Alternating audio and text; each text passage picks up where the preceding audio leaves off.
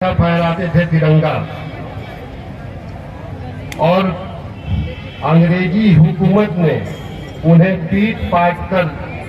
जाड़े के रात में सरजू में फेंक दिया। रात भर मेवालाल पासवान उसी में रहे। डीएम साहब दे रहे, फिर एसपी साहब देंगे।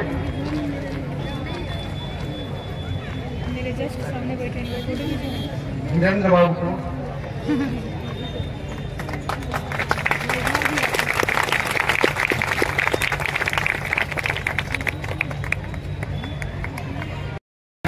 कारण कि इसी बत्ती के माध्यम से, इसी प्रकाश के माध्यम से हम दूर दूर तक अंधकार को भगाते हैं, अंधविश्वास को भगाते हैं, प्रकाश फैलाते हैं। इसलिए तालियों में दम होना चाहिए, तालियों में शक्ति होनी चाहिए, तालियों में जोर होना चाहिए। तालियां आपकी लगातार बजती रहे, बिना किसी ब्रेक के, बिना किसी छोटे ब्रेक के। उपस्थित सभी जिला स्तरीय पदाधिकारीगण, हमारे प्रखंड स्तरीय पदाधिकारीगण, यहाँ उपस्थित हमारे सभी जनप्रतिनिधिगण, जिला स्तरीय शांति समिति, अनुमंडल स्तरीय शांति समिति के सदस्यगण, यहाँ उपस्थित हमारे विभिन्न विद्यालयों से आए हुए बच्चे और बच्चियां, डॉक्टर राजेंद्र प्रसाद जी की जो भावनाएं हैं, उनके जो व्यवहार है, उनकी जो आचरण है और उनके जो संदेश है, उसकी महत्ता और उसकी विश्वसनीयता और उसकी गरिमा को हम लोगों को और आगे बढ़ाते हुए ले जाना है, ताकि 51 सालों में जो विकास सीवान ने जिला होने के नाते देखा है, उससे 4 गुना विकास आगे आने वाले 51 सालों में हो। अभी आपने एसपी साहब को सुना। मैं संक्षेप में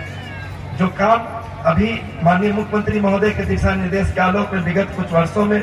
हुए हैं, जिसमें सीवान जिला को राष्ट्र के किसी जिले में जो भी आधारभूत संरचनाएं और विकास के कार्य हो सकते हैं, उसके पायदान पे, उसकी बराबरी पे लाकर खड़ा कर दिया है। उसके बारे में आप लोगों को बताना चाहूंगा और उसकी चर्चा आज आवश्यक भी है, ताकि हम लोग यह स्वयं आत्मविवेचना भी कर सके कि जो काम हुए हैं और जो काम बाकी है, उसके लिए हम लोगों को क्या करना चाहिए। आज यदि आप स्वास्थ्य की बात करें तो सीवान जिले में मेडिकल कॉलेज हॉस्पिटल का निर्माण हो रहा है मैरवा में, साथ ही साथ बीएससी नर्सिंग कॉलेज का भी निर्माण हो रहा है, एएनएम और जीएनएम के कॉलेजेस का निर्माण हो चुका है, मॉडल सदर अस्पताल का निर्माण हो रहा है। आपको बताते हुए हर्ष हो रहा है कि स्वास्थ्य विभाग के तरफ से जिले में कुल 85 परियोजनाएं चल रही हैं, जिसमें मॉडल सदर अस्पताल, मेडिकल कॉलेज एंड हॉस्पिटल और बीएससी नर्सिंग कॉलेज अति महत्वपूर्ण है। आगे आने वाले समय में विगत 1-2 वर्षों में आप लोग देखेंगे कि राष्ट्र स्तर पे जो स्वास्थ्य की सुविधाएं अन्य जिलों में, देश के अन्य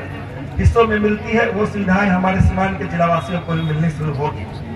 जहाँ शिक्षा की बात करें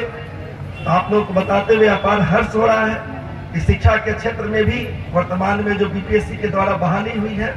अपने जिले को भी 2300 से ज्यादा शिक्षक मिले हैं। इसके साथ साथ हमारे जिले में कुल 2200 से ज्यादा सरकारी विद्यालय कार्यरत है, लेकिन उसके साथ साथ सार्वजनिक शिक्षा और सभी समुदायों को बढ़ाने के लिए जो सरकार की नीति है, उसके तहत जीरादेई में ही आज हम लोग डॉक्टर राजेंद्र प्रसाद जी की जयंती मना रहे हैं। जीरादेई में ही भैंसाखाल में अति पिछड़ा वर्ग की बालिकाओं के लिए 520 क्षमता का आवासीय विद्यालय का निर्माण किया जा रहा है। उसी तरह से पचरुखी में भी अनुसूचित जाति जनजाति के बालिकाओं के लिए 720 की क्षमता का आवासीय बालिका विद्यालय का निर्माण कार्य की स्वीकृति सरकार स्तर से मिल चुकी है, टेंडर भी हो चुका है, हम लोग जमीन उपलब्ध करा रहे हैं और उसका भी निर्माण कार्य प्रारंभ हो जाएगा। उसी प्रकार से आज केंद्रीय विद्यालय अपने जिले में वर्षों से संचालित है, किंतु अपनी भूमि नहीं होने के कारण अपनी क्षमता के अनुसार कार्य नहीं कर पा रहा है। सरकार ने केंद्रीय विद्यालय के लिए भी भारत सरकार को 5 एकड़ की भूमि जीरादेई में ही उपलब्ध करा दी है और केंद्रीय विद्यालय समिति ने उसको सहमति भी दे दी है। तो आगे आने वाले समय में एक अच्छा केंद्रीय विद्यालय अपनी सारी व्यवस्थाओं के साथ अपने जिले में भी प्रारंभ हो जाएगा। इसी प्रकार से शिक्षा के क्षेत्र में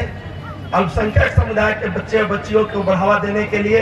हम लोग बड़हरिया में जमीन खोजने का प्रयास कर रहे हैं, जहां वहां भी 500 से अधिक क्षमता के